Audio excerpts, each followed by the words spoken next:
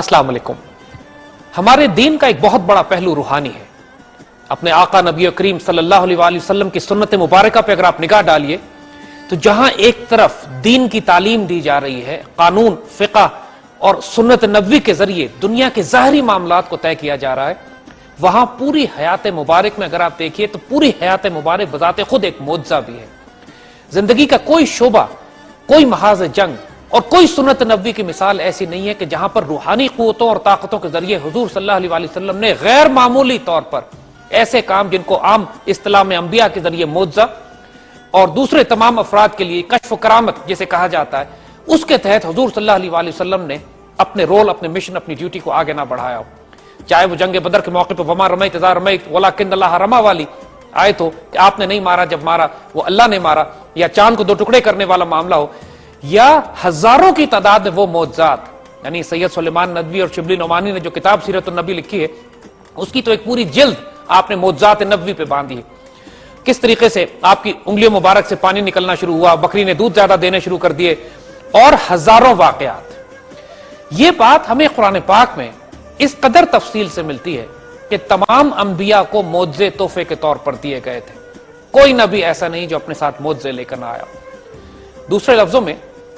ہم یہ کہہ سکتے ہیں کہ ہر نبی جہاں وہ صاحب شریعت، صاحب کتاب وجود ہوتے ہیں، وہاں ساتھ ساتھ ایک بہت سٹرونگ، پرومیننٹ اور ڈومیننٹ اسپرچل فیکٹر ان کے ساتھ ہوتا ہے، ایک روحانی طاقتیں ان کے ساتھ ہوتی ہیں، اور ان روحانی طاقتوں کا ہونا بھی سنت نبوی میں سے ہے، حضور صلی اللہ علیہ وآلہ وسلم کے ان علوم میں سے ہے کہ جو آپ نے اپنی امت کو آگے تقسیم کیے، اور حضور صلی اللہ علیہ وآلہ وسلم کے امتی اس خزانے کو لے کر بھی آج تک اس چشمے کو جاری رکھے ہوئے ہیں۔ دور نبوی کی بے انتہا مثالوں کے ساتھ جب ہم خلافت راشدہ کی طرف بات کرتے ہیں تو ہم کو اس میں بھی کثرت سے ایسے واقعات ملتے ہیں کہ جہاں صحابہ کرام سے کشف و کرامات یا ایسے مافوق الفطرت یا مافوق العقل، عقل سے بھی بڑھ کر بالا ایسے واقعات ہوتے ہیں کہ جن کو انسان دیکھ کر یہ سوچنے پہ مجبور ہو جاتا ہے کہ ظاہری علوم کے علاوہ کوئی اور بھی ایسے علوم اس وقت وہاں موجود تھے کہ جن کا عام افراد کو علم نہیں تھا، لیکن خاص افراد کہ جب وہ اپنے ایمان کی ترقی کرتے کرتے مسلمان، مومن، متقی، محسن، صالح، شہید اور صدیق کے مقامات تک پہنچتے ہیں تو وہاں پہ اللہ تعالیٰ کی طرف سے کوئی براہ راست علوم یا سینہ بسینہ ایسے علوم کہ جو عام افراد تک جن کی رسائی نہ تھی، ہم اس پورے خزانے کو ہر جگہ سمندر کی طرح بہتا ہوا دیکھتے ہیں۔ حضرت موسیٰ علیہ السلام اور خضر علیہ السلام کا واقعہ جو قرآن میں بیان کیا گیا ہے وہ بذات خود ایک بہت بڑی دلیل ہے اس بات کے اوپر کہ موسیٰ علیہ السلام صاحب کتاب نبی ہونے کے ساتھ ساتھ خضر علیہ السلام سے کہتے ہیں کہ ہمیں وہ علوم بھی سکھائیے، اور خضر علیہ السلام اللہ کی شریعت پر نہیں مشیت پر ہوتے ہیں، براہ راست کمانڈ اور اتھارٹی اللہ کی ہوتی ہے، اور اللہ کے حکم سے کچھ ایسے کام کر رہے ہوتے ہیں جو ظاہری طور پر شریعت سے سمجھ میں آنے والے نہیں ہوتے، جب بھی موسیٰ علیہ السلام ان پر اعتراض کرتے ہیں۔ اسی طرح حضرت ابو ہریرہ رضی اللہ تعالیٰ عنہ کے حوالے سے بھی ایک حدیث شریف ان کی روایت آتی ہے جس کا مفہوم ہے کہ میں نے حضور صلی اللہ علیہ وآلہ وسلم سے علم کے دو خزانے حاصل کیے، دو ظرف حاصل کیے، ایک میں نے آپ کو تقسیم کر دیا اور اگر دوسرا میں آپ کو بتاؤں تو آپ میری گردن اڑا دیں۔ امام مالک جنہوں نے مالکی فقہ جاری کیا، آپ خود یہ روایت کرتے ہیں کہ میں نے اپنے استاد سے دو علم حاصل کیے ہیں، ایک علم تو میں نے تم لوگوں کو بتا دیا، یعنی مالکی فقہ آپ کی وجہ سے جاری ہوا، اور فرماتے ہیں لیکن دوسرا علم میں تم لوگوں کو بتاؤں تو تم لوگ اس کو برداشت نہیں کر سکو گے۔ یہ روحانی ڈائمنشن ہے، یہ اسپرچول ڈائمنشنز ہے، اور جس طرح قرون اولیٰ کا کوئی واقعہ مکمل نہیں ہو سکتا، قرون اولیٰ کی تاریخ اور داستان مکمل نہیں ہو سکتی جب تک ہم مسلمان فاتحین اور مجاہدین کا ذکر نہ کریں، مسلمان فتوحات کا ذکر نہ کریں، سیدنا خالد بن ولید، سعد بن ابی وقاص، عمر بن عاص اور قتیبہ بن مسلم، طارق بن زیاد، محمد بن قاسم، نور الدین زنگی، صلاح الدین ایوبی اور رکن الدین بیبرس اور سلطان محمد فاتح کے بغیر قرون اولیٰ کی کوئی مجاہدانہ تاریخ مکمل نہیں۔ اسی طرح امام احمد بن حنبل، امام مالک، امام شافعی، امام ابو حنیفہ، امام بخاری اور ان کی طرح کے جلیل القدر اولیاء، فقراء، علماء، ان کے بغیر قرون اولیٰ کی تاریخ مکمل نہیں ہوتی۔ اور اسی طرح جب تک کہ ہم اہل طریقت، اہل معرفت اور عشاق رسول صلی اللہ علیہ وآلہ وسلم کے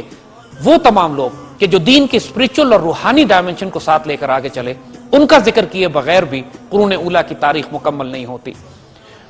خلافت راشدہ کے بعد خلافت تین چشموں میں تبدیل ہو گئی، ایک چشمہ سیاست کی طرف گیا اور سیاسی خلافت الگ ہوئی، دوسری طرف دینی خلافت اولیاء اللہ کی وہ ان تمام علماء کے پاس گئی جو اپنی ذات میں اللہ کے ولی، لیکن انہوں نے توجہ دی دین کے ظاہری فقہ کو، لاء کو، حدیث کو، تفسیر کو اور علم روایت کو جمع کرنے میں، جن کا ذکر ہم کر چکے ہیں امام احمد بن حنبل، مالک، شافعی، ابو حنیفہ اور انہی جیسے اولیاء، بزرگ اور علماء۔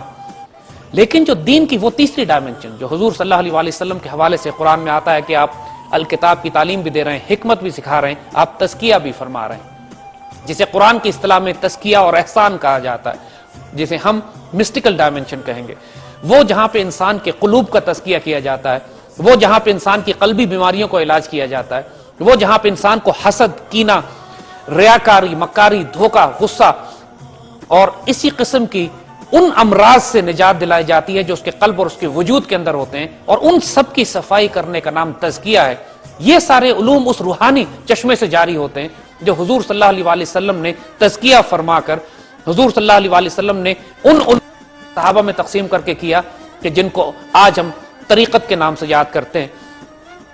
شریعت ظاہری علوم، طریقت باطنی علوم، وہ علوم جن پر آپ فتویٰ نہیں لگا سکتے۔ انسان کے قلب کے اندر، انسان کے دل میں کتنی لالچ ہے، کتنی خواہشات نفس ہیں، کتنا وہ لالچی ہے، کتنی بزدلی ہے، کتنی کمزوری ہے، کتنا شرک وہ اپنے وجود میں کرتا ہے، ان پر فتوے نہیں لگائے جا سکتے۔ ان بیماریوں کا علاج طریقت کے راستے سے، تزکیہ اور احسان سے کیا جاتا ہے، اور یہ پوری ایک الگ ایک دنیا ہے، ایک الگ ایک راز ہے، ایک الگ ایک نظام جاری ہے۔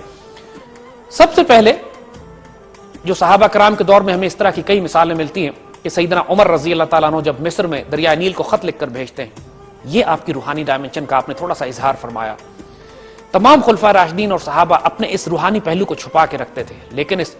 لیکن یہ باتیں بے اختیار ان سے ظاہر ہوتی چلی جاتی تھی۔ جگہ جگہ ہم کو ایسی مثالیں ملتی ہیں ویئر یو ریئلائز کہ یہ لوگ پراسرار لوگ تھے۔ یہ ظاہر میں جو دیکھنے میں نظر آتے ہیں، حقیقت میں اس سے کہیں زیادہ گہرے، کہیں زیادہ پراسرار، کہیں زیادہ پرنور، کہیں زیادہ روحانی وجود ہے۔ اور اگر انسان صرف اپنی عقل سے ان کو پرکھنے کی کوشش کرے، اگر صرف ظاہری تاریخ پڑھ کر ان کو ایک عام بشر اور انسان کی حیثیت سے دیکھنے کی کوشش کرے گا، تو دین کے ایک بہت بڑے روحانی پہلو سے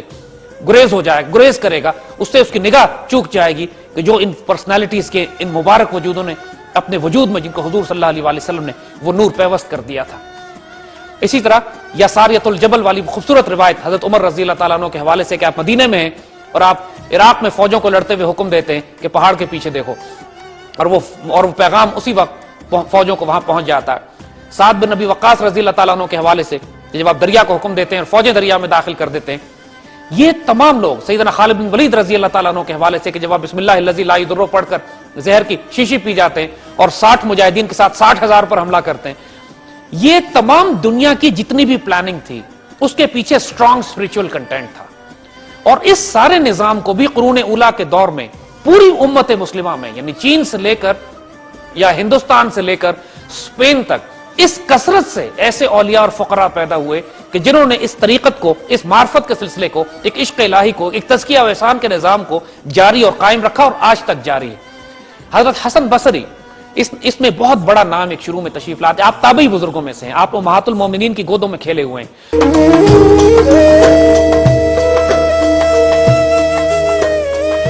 ایک دفعہ دیکھا اس حالت میں کہ آپ نے اپنے قمیض کے، اپنے کرتے کے بٹن کھولے ہوئے تھے۔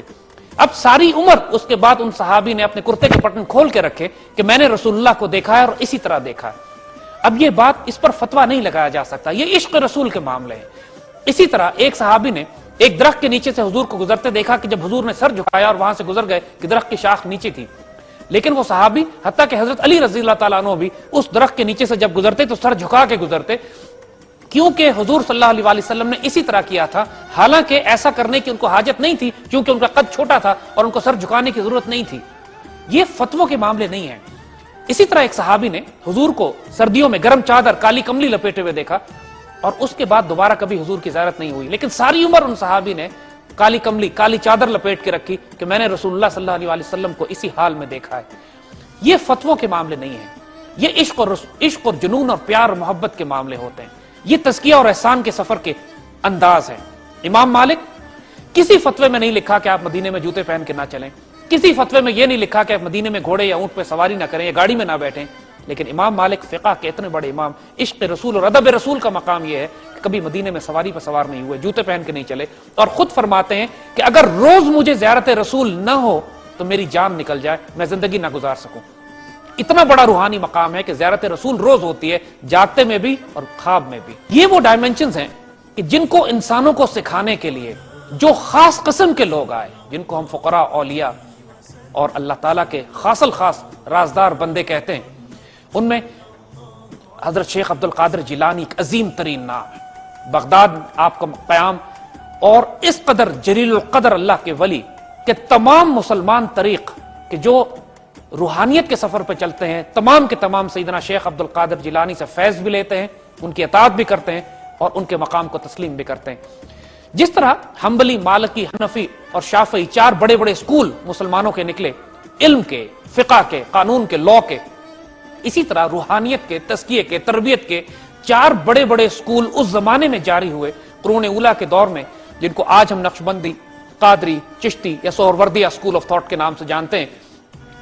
اس میں ایک حیرت انگیز بات یہ ہے کہ جو نقشبندیہ اسکول آف تھاٹ ہے، نقشبندیہ اسکول ہے تربیت اور تزکیے کا جو سلسلہ ہے،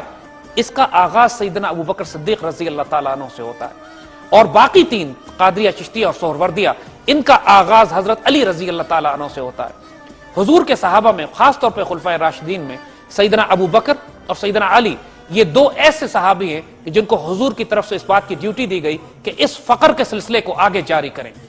یہ بہت نازک دنیا ہے، یہاں پر اسی طرح ڈیوٹیز لگتی ہیں جس طرح ظاہری دنیا میں ڈیوٹیز لگائی جاتی ہیں۔ اس کا ایک پورا اپنا تکوینی نظام ہے۔ اللہ تعالیٰ، یہ وہ نظام ہے کہ جس طرح اللہ تعالیٰ ملائکہ سے کام لیتا ہے، جنات سے کام لیتا ہے، اس کی اپنی پوری مخلوق ہے جس سے وہ کام لیتا ہے، اسی طرح اپنے اس کے خاص بندے ہوتے ہیں کہ جہاں پہ اللہ کن کہتا ہے تو یہ فیکون کرنے کی ڈیوٹی پر مامور ہوتے ہیں، یا بعض اوقات ان کا اللہ سے ایسا عشق اور پیار کا تعلق ہو جاتا ہے کہ یہ کن کہتے ہیں، اور اللہ اپنی مخلوق کو کائنات کو ہلا دیتا ہے ان اپنے بندوں کی خواہشات کو پورا کرنے کے لیے۔ اقبال نے انہی پراسرار لوگوں کی ہلکی سی ڈائمنشن ہمیں جب دی تھی تو یہ کہا تھا کہ یہ خودی کو کر بلند اتنا کہ ہر تقدیر سے پہلے خدا بندے سے خود پوچھے بتا تیری رضا کیا ہے۔ یہ کی محمد سے وفا تو نے تو ہم تیرے ہیں، یہ جہاں چیز ہے کیا لوح و قلم تیرے ہیں۔ یہ اللہ کے بندے کہ جو لوح و قلم جن کے ہوتے ہیں، رب جن کا ہوتا ہے، رب ان کی مرضی سے پوچھتا ہے کہ بتاؤ تیری رضا کیا ہے۔ یہ ہمارے دین کی ایک اتنی بڑی ڈائمنشن ہے کہ جس سے انکار ممکن نہیں ہے، بلکہ حقیقت یہ ہے کہ اس ڈائمنشن کو سمجھ ہی وہ سکتا ہے جو اس سمندر میں غوطہ لگا چکا ہو، ورنہ کنارے پر کھڑے ہو کر اس ڈائمنشن کو، سمندر کی لہروں کو دیکھ کر اس کی گہرائی اور وسعت کا اندازہ نہیں کیا جا سکتا۔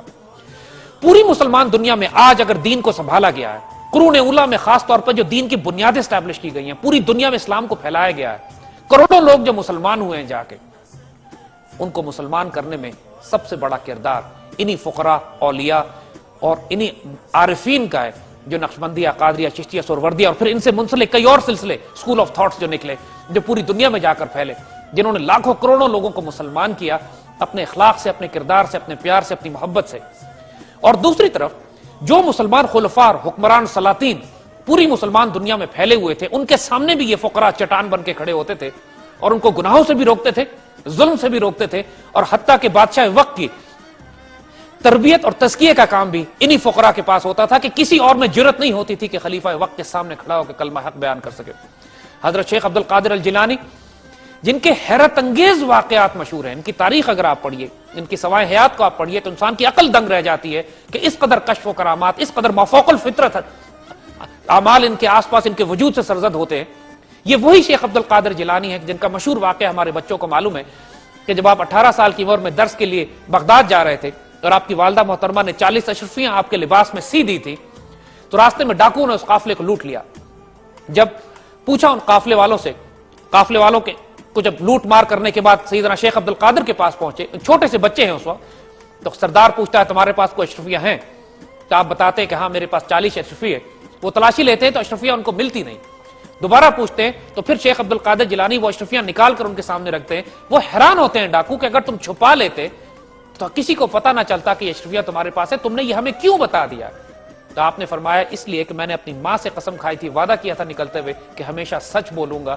چاہے میری گردن ہی کیوں نہ ماری جائے، چاہے مجھے کتنا ہی نقصان کیوں نہ اٹھانا پڑے۔ اور ان کی اس برکت سے تمام وہ ڈاکو جو ہیں وہ مسلمان ہوتے ہیں، توبہ کرتے ہیں اور اپنی گناہ کی زندگی سے تائب ہو جاتے ہیں۔ یہ وہ شیخ عبد القادر الجیلانی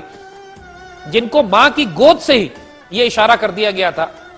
ان کے والدین کو بھی اور اپنے خاندان علاقے والے کو بھی، کہ یہ اللہ کا ولی ایک بہت بڑے رول کے لیے پیدا ہوا ہے کہ رمضان مبارک میں آپ ماں کا دودھ پینا چھوڑ دیتے تھے، اور لوگ اس بات سے اندازہ کرتے تھے کہ روزہ کھل گیا یا نہیں کھلا کہ شیخ عبد القادر جیلانی اس وقت اپنی ماں سے دودھ لینا شروع کرتے تھے۔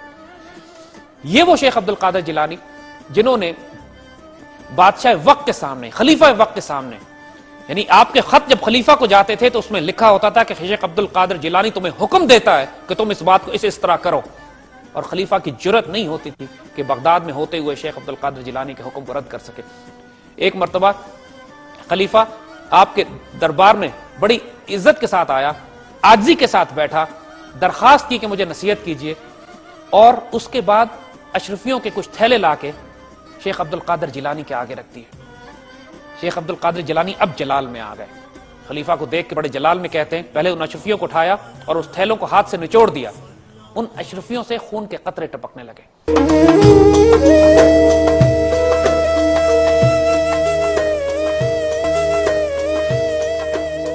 سیدنا شیخ عبد القادر جیلانی جلال میں آ کے خلیفہ سے کہتے ہیں کہ غریبوں کا خون چوس کر تم مجھے تحفہ دینے کے لیے لائے ہو، تمہیں شرم نہیں آئی؟ یہ قدر کی ہے تم نے میری؟ خلیفہ خوف سے بے ہوش ہو گیا، اور جب ہوش آیا اس کو تو اس کے بعد روتا دھوتا وہاں اس محفل سے نکل کر گیا۔ یہ جرت، یہ طاقت، یہ روحانی اقدار، یہ تعلق اپنے رب کے ساتھ، اور یہ قوت، روحانی طاقت جب تک اللہ کے کسی وجود میں نہ ہو اس وقت تک وہ اس ڈیوٹی کے پر فائز ہی نہیں کیے جاتے جس پر سیدنا شیخ عبد القادر جیلانی کو فائز کیا گیا تھا۔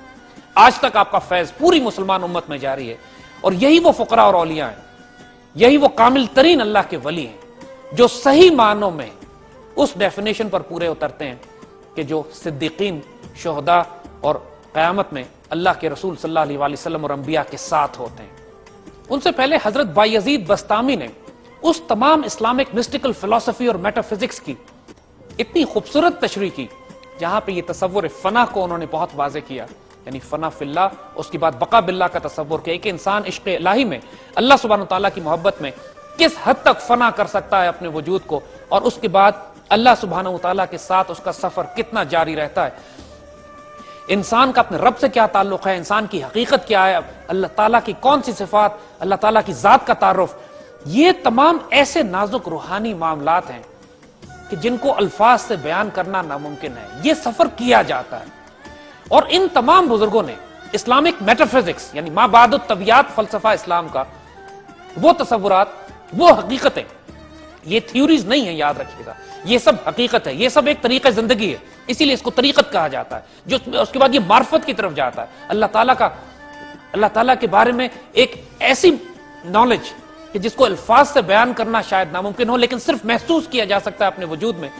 کہ جس کے نتیجے میں انسان اپنے رب کے اتنا قریب آ جاتا ہے کہ اللہ کا رازدار بھی ہوتا ہے، خودی کا ترجمہ بھی ہوتا ہے، خدا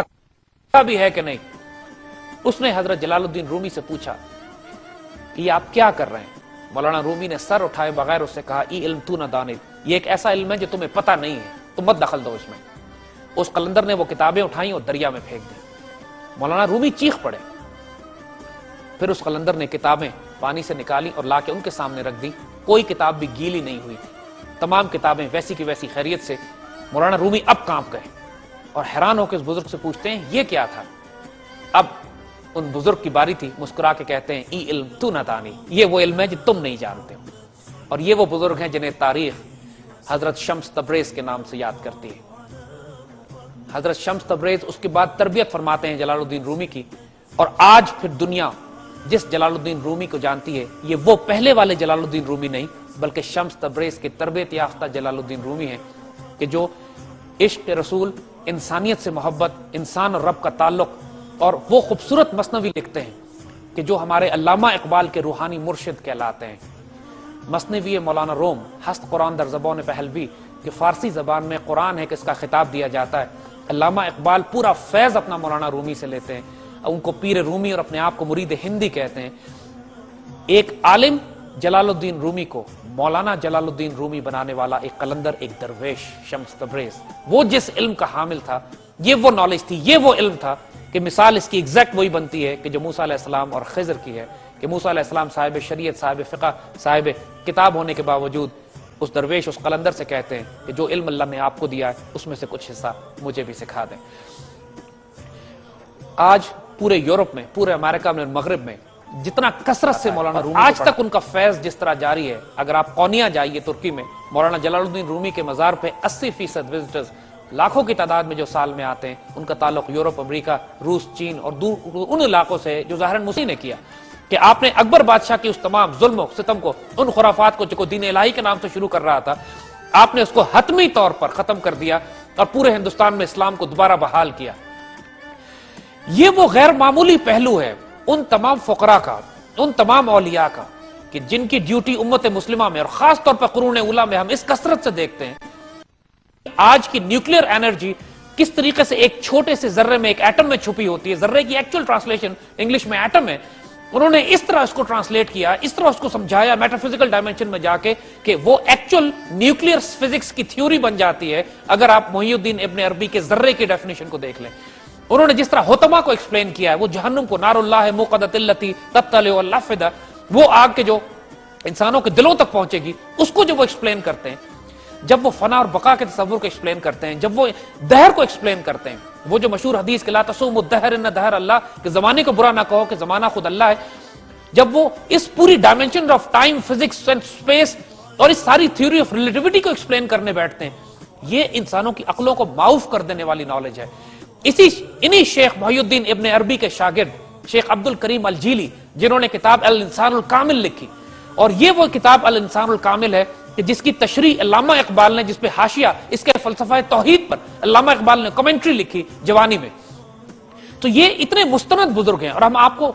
بڑے وثوق سے کہہ سکتے ہیں کہ اردو زبان میں ترجمہ ہونے کے باوجود الانسان الکامل شیخ عبد الکریم الجیلی کی جو کتاب ہے، اس سے زیادہ مشکل کتاب ہم نے اپنی زندگی میں کبھی نہیں دیکھی۔ یہ پیور میٹا فزکس ہے، پیور اسپرچول ڈائمنشن ہے، اور مکمل توحید ہے۔ اس قدر خوبصورت ریلیشن شپ توحید، رسالت، آخرت، انسان کے انفس، اس کے قلب اور انسان کے آس پاس موجود زمانے، ٹائم، سپیس، دہر، ان سب کا جو ریلیشن شپ بیان کیا جاتا ہے وہ انسان کو ورطہ حیرت میں ڈال دیتا ہے۔ یہ تمام بزرگ جو ایک طرف انسانوں کی تربیت کر رہے تھے، دوسری طرف میٹا فزیکل پلین پہ سائنس اینڈ ٹیکنالوجی اور حقیقت کی اتنی زبردست ڈائمنشن پیش کرتے تھے کہ اگر آج ان پرنسپلز اور ان تھیوریز کو اور ان حقیقتوں کو اپلائی کیا جائے ماڈرن فزیکل سائنسز میں، تو آپ دنیا کی ہر فزکس اور میٹا فزیکل سائنسز کو ریلیٹ کر کے ایسی عجیب علوم ایجاد کر سکتے ہیں کہ جو انسان کی عقلیں جن کو اس وقت سمجھنے سے قاصر ہیں۔ یہ ساری وہ فزکس ہے، یہ وہی E=mc² کی جو ڈاکٹرن ہے، ٹرانسلوکیشن آف فزیکل آبجیکٹس کی جو بات ہے، جو سلیمان علیہ السلام کے دربار میں اس وجود نے، جن کے پاس الکتاب کا علم تھا، جنہوں نے اس تخت کو اٹھا کے ایک جگہ سے دوسری جگہ پہنچا دیا، ان سارے علوم کی تشریح محی الدین ابن عربی اور شیخ عبد الکریم الجیلی نے کی ہے اپنی کتابوں میں۔ اب ظاہر ہے کہ جب تک انسان ان کیفیات سے خود نہ گزرا ہو، ان کیفیات کو خود محسوس نہ کیا ہو، مشاہدہ نہ کیا ہو، عین الیقین، علم الیقین اور حق الیقین کے درجے پہ نہ پہنچا ہو، تو پھر جو نہ سمجھیں گے ان کو، پھر ان کو زندیق اکبری کہیں گے، کافر اکبری کہیں گے، اور شیخ اکبر کہتے ہوئے لوگوں کو سمجھ نہیں آئے گا کہ یہ کس ڈومین، کس مقام کی باتیں کی جا رہی ہیں۔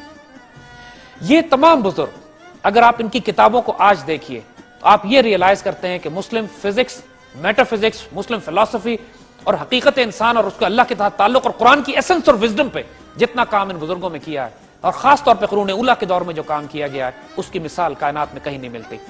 آئندہ آنے والے وقتوں میں ہم مسلمان فزیکل سائنسز اور ان کی ڈیولپمنٹ کی بات کریں گے، لیکن ہم یہ بتانا چاہتے تھے کہ جو فزیکل سائنسز مسلمانوں نے ڈیولپ کی ہیں، جو مسلمان سائنسدان جنہوں نے جدید دنیا کی سائنس اینڈ ٹیکنالوجی ریسرچ کی ہے، ان سب کی بنیاد اسلام تھی، ان سب کی بنیاد قرآن تھی، ان سب کی بنیاد اسلامک میٹا فزکس تھی۔ ان سب نے ابن عربی کے ساتھ، شیخ عبد القادر جیلانی کے ساتھ، حضرت بایزید بستامی کے ساتھ، حسن بصری اور جنید بغدادی کے ساتھ، اور نقشبندیہ، قادریہ، چشتیہ اور سہروردیہ، ان فقراء کے علوم کے ساتھ، ان سے بھی فیض لیا تھا جب وہ ساتھ امام احمد بن حنبل، مالک، شافعی اور ابو حنیفہ اور امام بخاری کے علوم سے فیض لے رہے تھے۔